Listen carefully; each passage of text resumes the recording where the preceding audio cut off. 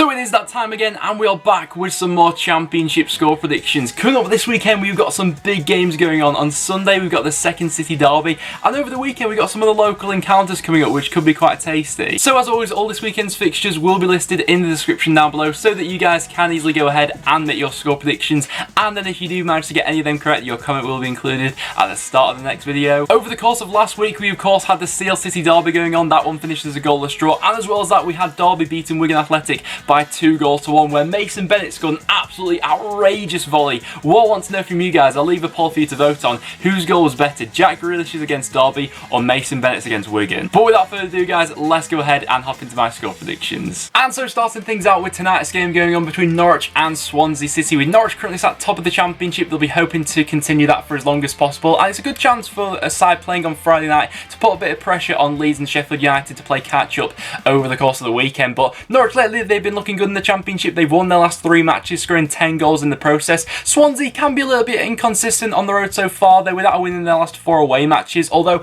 they are the sort of squad which could cause this Norwich side some problem. They work the ball quite well, and in a couple of instances, Norwich have looked a little bit vulnerable at the back, but overall, you would be expecting Norwich to win this sort of game. In Norwich's last game, they beat Millwall 3-1 away from home. It was quite a convincing performance from them in that game. I wouldn't necessarily suggest it was the best they played so far this season, but what this Norwich side is capable of doing is capitalising on any sort of weakness. For example, the 3rd goal they scored in that game absolutely beautifully worked. Buendia picking a pass out from midfield out of absolutely nowhere, picking out Timu Pukki, and then him with a lethal finish to make it 3-1 in that game. So Norwich have been looking good lately. They've been scoring goals. I think this one's going to be quite an open game of football, but with how they're playing at the moment, I can't back against the home side. I'm going to say that this one will end as a 2-1 home victory, with FIFA back in Swansea. And then as the 12 o'clock kickoff on Saturday, we see Blackburn Rovers going up against Preston North End. This one could be a tasty encounter. Blackburn at the moment, they're not playing very well. They've been conceding a lot of goals. Their last clean sheet came 6 games ago. So defensively, Blackburn are having issues at the moment. You know, that could be highlighted in the game they had last weekend against Rotherham, where there were some quite suspect goals scored in that game, I think it's fair to say. Going up against a Preston side who I would argue have actually been playing better away from home than we have at home. We've won our last 4 away matches. The only thing holding us back once again for this game is the fact that Ben Pearson is still suspended. In our last game, we drew 1-1 with Bristol City. Alex Neil sort of changed the system for that game. He decided to bring in both Ryan Ledson and Daniel Johnson into sort of that holding midfield role to go ahead and try and cope without Ben Pearson. And although that did work in limiting Bristol City going forward, it did stifle us a little bit with our creativity. He dropped a player like Tom Barkhuizen. We didn't really have much width in that game, so it'll be interesting to see how he does set up against this Rovers side. I myself would like to see someone like Barkhuizen coming back into the starting 11 for this game, because like I said, I think there are quite a few weaknesses in that Blackburn back line at the moment, and I wouldn't like to see us be cautious for this one. Blackburn, though, I think will have to turn their form around sooner rather than later. They have showed, despite conceding a lot of goals recently, they do still have that goal scoring threat going forward, and so as much as I want us to win this game, I think that Blackburn may just edge a draw for this one. I'm going to say it'll finish as a 2-2. I think there could be quite a few goals scored in this one. FIFA will say it'll be a 1-1 draw. I'm looking forward to it though. Preston are bringing a big away following, and it should be a good atmosphere. And then as another early kickoff on Saturday, we've got Sheffield United going up against Rotherham. Both sides fighting for very different things at the moment, but I feel like this one could be quite a tense game as well. Sheffield United drawing their last game in the Championship against Sheffield Wednesday. Not the best game of football in the end. There weren't really too many clear-cut chances in that one. And obviously with United drawing that game, that has meant that they have dropped out of the top 2 at the moment. So they are sat 3rd in the Championship at the moment. Going up against a Rotherham side who were able to get back to winning ways last weekend with quite a dramatic 3-2 home victory over Blackburn Rovers. Since Semi Ajayi has come into that midfield of this Rotherham side, he's been popping up with some massive goals for them lately. Honestly, I don't think there's going to be all too much in it between these two sides. I think that Rotherham are going to look to be quite resolute and look to frustrate this United side for large parts of the game. When it is getting into the business end of the season like it is now, I think that games, including sides near the top of the Championship, are going to start to get very tense, and I think that Sheffield United may just edge this one, but I don't think it'll be as clear-cut as a few people are suggesting. I'll back United for a 1-0 home victory. And then next up, we got Bolton going up against Millwall. Now, Millwall, they have no excuses not to be winning this game, in my opinion, and it is a must-win game. With them losing their last 3 matches, that really has dragged them back down into the relegation picture. They're only 1 point above the relegation zone at this point in time, and Bolton at the moment off the pitch are looking at a complete shambles. When I'm recording this video, there's still a lot of payments from Bolton which haven't been sorted out, as well as that players haven't been paid, and if players aren't paid by the weekend, then God knows where the mentality of these players are going to be at. And then to pile on top of that, Phil Parkinson, the Bolton manager, has also just been handed a 2-game touchline ban after what happened against Leeds United. So things for Bolton at the moment, everything's going against them. The news about about a takeover is still quite up in the air, so I'm not sure if anything like that will be sorted by the weekend. But for this one, I'm gonna fancy Millwall for a 2-0 away victory, but with how Millwall go at the moment, you never really know what you're gonna get from them. But I will back Millwall. FIFA's gonna say it'll be 1-0 Bolton. And then next up we see Bristol City going up against Leeds United. This is one of the games which I'm really looking forward to seeing what you guys are predicting for this one, because it is a very tough one to call in my opinion. Bristol City have stopped the losing streak they were on for a short amount of time with the draw last weekend against Preston North End. Wasn't the best they played so far this season, but I thought defensively they looked quite resilient for that one. They weren't conceding a lot of chances to us, and that's going to be very important against this Leeds side who looked absolutely staggering against West Brom last weekend, putting 4 goals past them. One player who I was really impressed by in that game was Tyler Roberts, playing in that number 10 position. He was linking up with Bamford absolutely fantastically, and this Leeds side, no doubt, you know, when they are all on their best, they can cause problems for any side in the Championship. I see this game being quite open. Even when Leeds haven't been winning matches at times this season, they do still tend to create a lot of chances per game. And with Derby County winning in midweek, that does pile a little bit of pressure back on Bristol City. You know, Derby had seemingly slipped away from them a little bit, but they got back to winning ways and have now gone level on points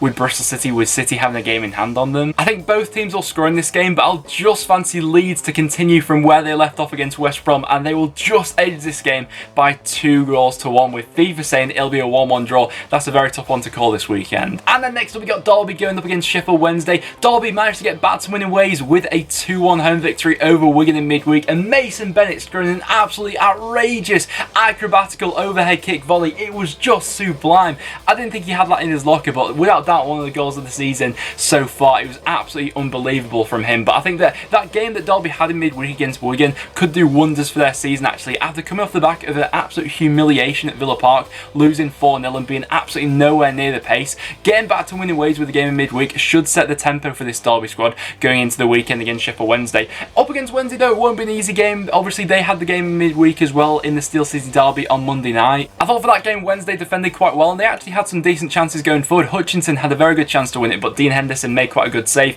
For this one, Wednesday so far have looked quite resilient under Bruce. They've not been giving up a lot of chances, and Derby, although they did beat Wigan in that game in quite dramatic circumstances, I'm still not convinced by them defensively. You know, the goal that Wigan scored in that game, Derby were caught out on the counter-attack, and a couple of times they have looked a little bit slack.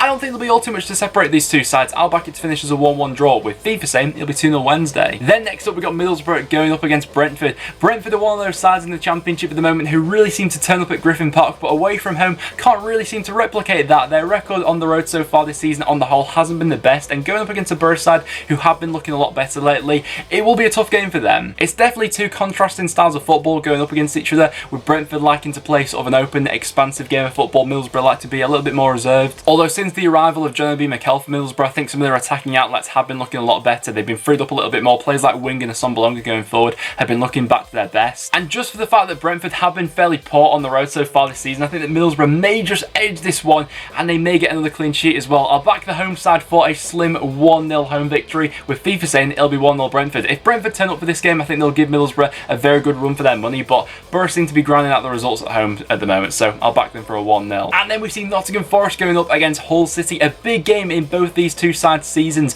with them both sat on 50 points, 4 points away from the playoffs. If either side gets a win in this game, that really could propel them up the league for the rest of this season. Hull on the road so far have been a little bit touch and go. They've lost their last 3 away matches and have conceded 10 goals in the process of that, although they have bounced back well to that, winning their last 2 home matches in the Championship in quite convincing circumstances. They're going up against the Nottingham Forest side who, up until last weekend, I was actually fancying them to maybe go ahead and sneak into the playoffs actually, with some of the teams above them having quite a hard fixture running. Nottingham Forest were the side who I was tending to edge towards as that side who could be a potential dark horse sneaking in there, but they went ahead and lost to Stoke last weekend in what was quite an underwhelming performance. Both sides look to create chances for this one. I don't think there'll be all too much in it between them, but I will just back Forest to bounce back with a 2-1 home victory, which could be quite big for their season. And then we got QPR going up against Stoke City. 2019 has been the best of years for QPR so far. They've only won 1 game in the Championship, that being against Leeds United, and they have been on a little bit of a downward trend. They lost their last game 3-0 against Brentford, where it really wasn't a brilliant performance from them. And they're going up against a Stoke side who potentially have turned a little bit of a corner in the Championship. They're unbeaten in the last 4 matches,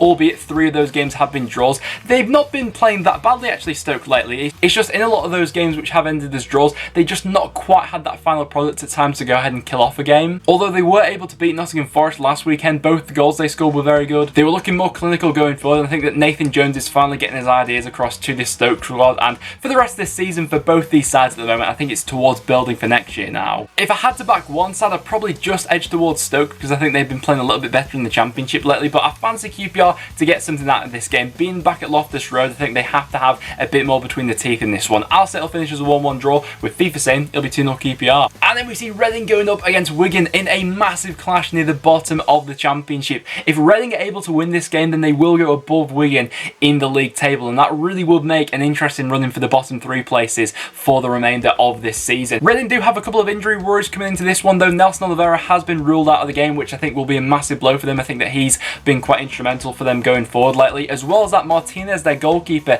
is also a doubt coming into this game. I think it's about 50-50 at the moment whether he will feature or not. If Martinez is missing for this one, I think that will be quite a big blow actually. He's popped up with a couple of match-winning saves so far this season, so if both Martinez and Oliveira are out for this game, there is still a bit of hope for Wigan. The only problem with Wigan lately in the Championship is that they've been drawing too many football matches, and that's really the reason why they have been dragged back into this relegation scrap. And with them losing that game against Derby midweek where they were 1-0 up at half-time, things don't really bode too well for Wigan at the moment. Reading have shown in the past few weeks that they are capable of playing some decent football and can score goals going forward, but without the likes of Oliveira and possibly Martinez, I think that Wigan may scrape a draw from this one, and I'll back it to finish as a 1-1, with FIFA saying it'll be 1-0 Reading. That is a massive game. Then next up we see West Brom going up against Ipswich Town. West Brom have lost their last 2 matches in the Championship against Sheffield United and Leeds United, and in both those games they failed to score, so West Brom really need to get back to winning ways this weekend, and it is quite a good opportunity to do so against an Ipswich side who is comfortably rooted to the bottom of the Championship at the moment, with Ipswich currently 12 points adrift of safety.